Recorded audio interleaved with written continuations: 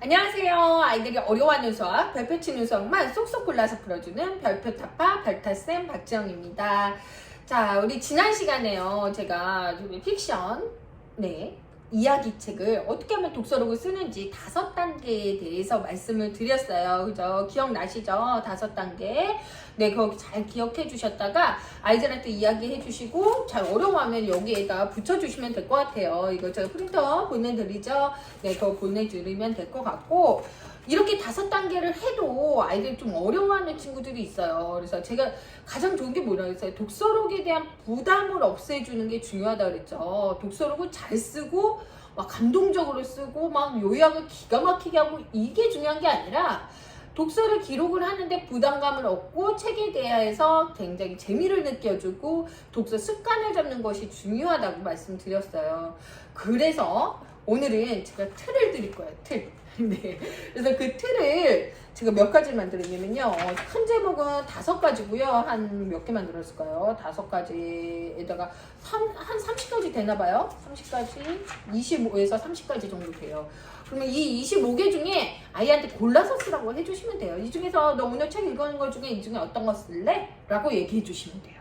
그럼 볼게요. 제가 픽션, 오늘도 픽션, 소설이나 가공적인 이야기, 상상에 의한 창작에 의한 글들에 대한 독서록을 적으려고 해요. 그죠? 저 독서록을 이제는 아이들이 적으면서 부담 없게 적으려면 틀이 있어야 된다고 했죠? 그 틀 중에 여러 가지 5가지를 만들어 보았는데요. 자, 첫 번째는 내가 평론가가 된 거예요. 나는 평론가. 근데 이것들이 제가 독서록, 평론가, 독서록, 독후감 다 연관성이 있어요. 다 연관성이 있기 때문에 이걸 잘하면 저걸 잘하게 되고 저걸 잘하면 이걸 잘하게 되거든요. 그래서 조금 지금 제가 총 7번을 강의를 드리는데 7번 강의를 다 듣고선 좀 접목을 시켜보셨으면 좋겠어요. 제가 보면 나는 평론가예요. 이야기의 전체적인 느낌이 어땠나요? 제 느낌에 대해서 이야기 드렸어요. 그리고 이번은 안 적을게요. 이야기의 전체적인 느낌이 어땠나요? 그랬어요. 그러면 제가 뭐라고 그랬어요? 전체적인 느낌에 대한 느낌, 감정에 대한 사전을 많이 알아야 된다고 그랬죠. 저는 뭐라고 할까요? 계속 제가 이걸로 이야기 예를 들게요. 여러 가지 예를 드리고 싶은데 그러면 더 헷갈릴 것 같아서 저는 굉장히 훈훈했어요. 전체적인 느낌이 훈훈했어요. 왜냐하면 어떨까요? 전체적인 느낌을 그렇게 생각한 이유는 제가 적어놨어요. 이 책의 느낌은 훈훈했고 그렇게 생각한 이유는 땡땡이에요. 그렇게 생각한 이유는 아빠가 배고프다고 직접 빵을 갖다주는 아이들이 너무 예뻤기 때문에, 아이들의 마음이 예뻤기 때문이에요 라고 적으면 되겠죠. 그죠? 나는 너무너무 아슬아슬했어요. 왜냐하면 하늘을 날아다니면서 전기줄을 막 피해서 날아다녔기 때문이에요. 네, 어렵지 않죠? 두 번째, 어느 부분이 가장 마음에 들었나요?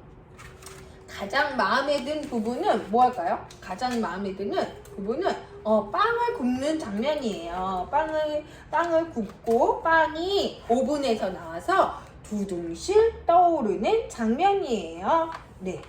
그러면 이유는 뭘까요? 이렇게 가장 마음에 든 이유는 빵이 구름으로 빵을 만들어서 둥실 떠오른다는 게 재밌었어요.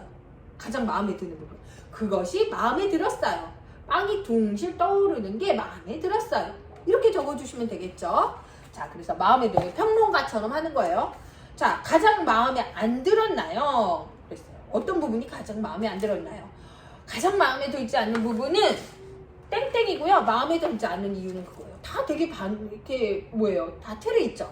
가장 마음에 들지 않는 부분은 제가 막 찾았는데 없어서 가장 마음에 들지 않는 부분은 비가 그치자 하늘의 흰 구름이 하나둘 떠오른 거죠. 네, 하나둘 떠오르는 장면이에요. 비가 그쳐서 하늘의 흰 구름이 하나둘 떠오르는 장면이에요.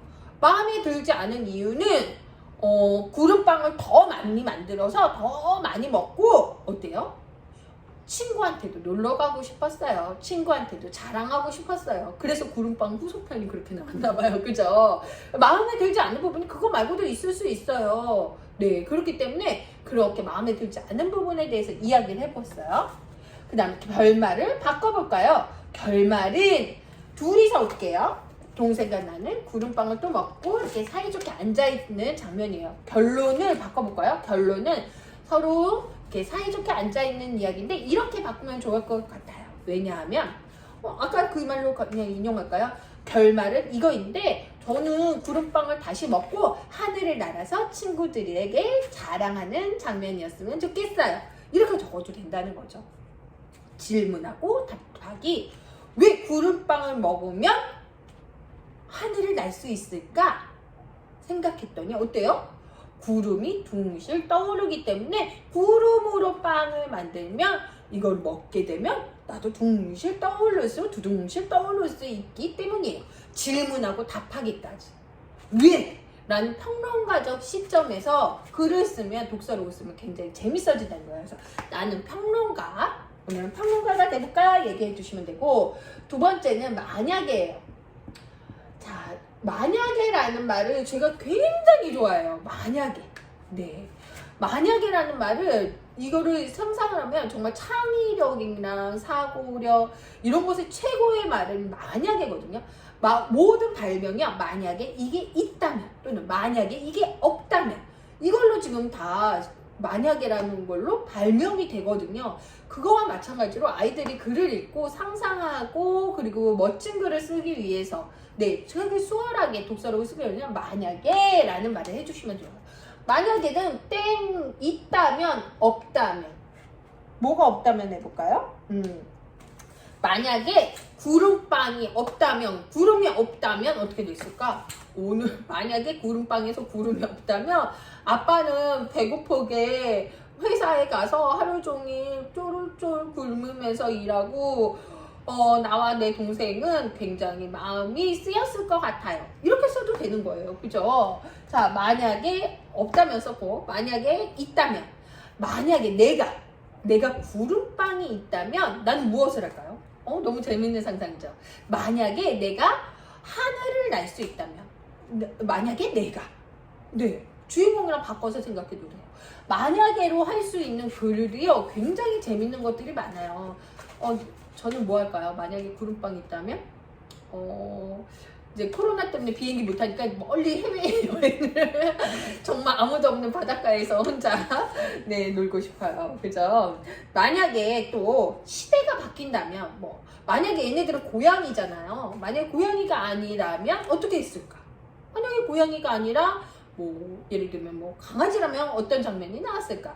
이런 것도 해도 되고, 만약에 코끼리라면 떠오를 수 있을까요? 이런 것들 주인공들이 바뀐다면 이런 것들에 대해서 좀 해주시면 좋을 것 같아요. 그 다음은요, 기자처럼 써보기. 네, 기자처럼 쓴다는 거는 내용을 쓰는 거예요. 그래서 육하 원칙.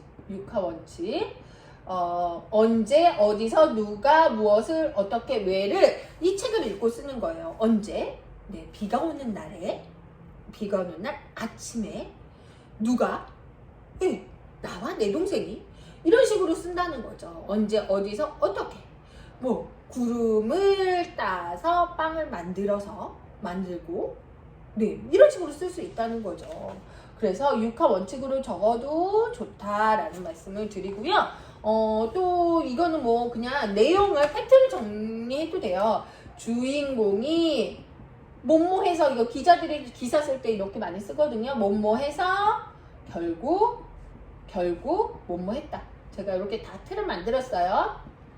사실 제 강의 없이 이것만 봐도 여러분들이 아실 텐데 제가 조금 강조 드리거나 아니면은 이해가 좀 쉽도록 이렇게 강의를 드리고 있어요. 자, 네 번째는 나와 비교하기. 나와 비교하는 거예요. 나와 비교하고. 나도 비슷한 느낌이었거나 비슷한 경험을 한 적이 있는지. 나도 비슷한 느낌 뭐 할까요? 나도 아빠를 도와드린 적이 있어요. 아빠를 도와드려서 뿌듯한 적이 있었어요. 그리고 어떻게? 아빠가 뭐 서류를 안 가져왔는데 제가 1층까지 핸드폰을 놓고 갔는데 1층까지 얼른 가서 갖다 드렸어요. 이런 것들 써도 되고요. 나와 주인공이 다른 점이 무엇이 있는지. 나는 동생이 없는데 얘는 동생이 있어서 좋을 것 같아요. 나도 동생이 있고 싶은데 나는 누나가 있어요. 이런 식으로 뭐 다른 점이나 비슷한 점을, 나도 동생이 있다면 같이 빵을 먹고 하늘을 날아보고 싶어요. 뭐 이런 얘기를 써주셔도 돼요. 이 번외 얘기인데 얘네들이 원래는 남매예요? 자매예요? 네, 우리 이제 나중에 홍비, 홍시라고 이름을 짓지만 여기서 나와 동생이에요. 이게 첫 편인데 원래 나와 동생의 모습은 어때요? 이게 남자 여자가 없어요. 남매인지 자매인지 알 수 없어요. 그죠? 이게 뭐냐면은 오히려 더 상상력을 자극시켜줘요. 누군 꽁문이어서 남자다 막 이렇게 여자다 막 이렇게 얘기하시는 분도 있는데 백희나 작가가 처음 만들었을 때는 아이들의 상상력, 무한한 상상력을 자극시켜주려고 사람이 아닌 동물로 그리고 성별까지 만들고 이렇게 한계를 짓지 않았어요. 그림을 보고 상상하라고. 너네 마음이야. 남매라고 생각하든 자매라고 생각하든. 정말 훌륭하시지 않습니까? 네, 그렇게 좀 적어주셨으면 좋겠고. 그리고 나의 가족과 비교해서 다른 점이 무엇인지. 나의 가족은 우리 엄마는 빵을 만들 줄 모르고 한국 음식만 해줘요. 김치찌개도 해주고 뭐 이런 것도 해줘요. 그럼 뭐 아니면은 가족과 비교해서 비슷한 점. 우리 아빠도 맨날 늦잠 자서 여기에 나오는 아빠처럼 아침을 잘 못 먹고 가요. 그래서 저도 많이 속상해요. 뭐 이런 거를 적어준다든지. 말을 글로 써보기. 마지막 나와 비교. 말을 글로 써보기. 글로. 아빠한테 하고 싶으면 아빠 조금 일찍 일어나서 아침 먹고 가세요. 나랑 내 동생이 나와 동생이 책에 나오는 주인공 나와 동생이 속상해 하잖아요. 이렇게 한마디 써주셔도 돼요. 네, 주인공한테 하고 싶은 말을 편지처럼 이렇게 적어볼 수 있으면 좋을 것 같아요. 또는 물음이랑 대답이요. 왜 이렇게 했을까? 왜 아빠한테 빵을 갖다 주었을까? 대답도 할 수 있는 거예요. 물음과 대답. 네. 요걸 강의하면서 생각났어요. 물음과 대답. 왜 여기는 했을까? 요거는 제가 평론가에서 얘기했군요. 네, 평론가에서 얘기 드렸고요. 사실 물음과 대답 같은 경우도 되게 좋거든요. 이 글을 읽고 나서 생긴 의문점과 그거에 대한 답을 아이가 써보는 시간도 굉장히 좋을 것 같습니다. 장장 7타임에 거쳐서 제가 독후감과 독서록에 대해서 이야기 드렸는데요. 강조드린 것. 독서록의 부담이 낮아져야 된다. 틀을 주셔라. 1단계에서는 틀을 많이 주고 2단계에서 틀을 많이 주고 점점 줄이는 틀이 줄어드는 게 자연스럽게 글을 쓰는 아웃풋 단계가 된다는 거예요. 그러려면 어머님들도 이거에 대해서 좀 자세히 알고 계셨으면 좋겠습니다. 자, 마지막으로 이걸 잘 활용해 주셨으면 좋겠고요. 활용하시다가 그래도 우리 아이가요 이렇게 했어요 하고서는 댓글 남겨주시면 제가 이메일이나 제 전화번호도 드릴 수 있거든요. 같이 이야기하면서 엄마표 공부 같이 고민 해결해 볼게요. 네, 그럼 오늘 고민 해결되셨나요? 별표 탑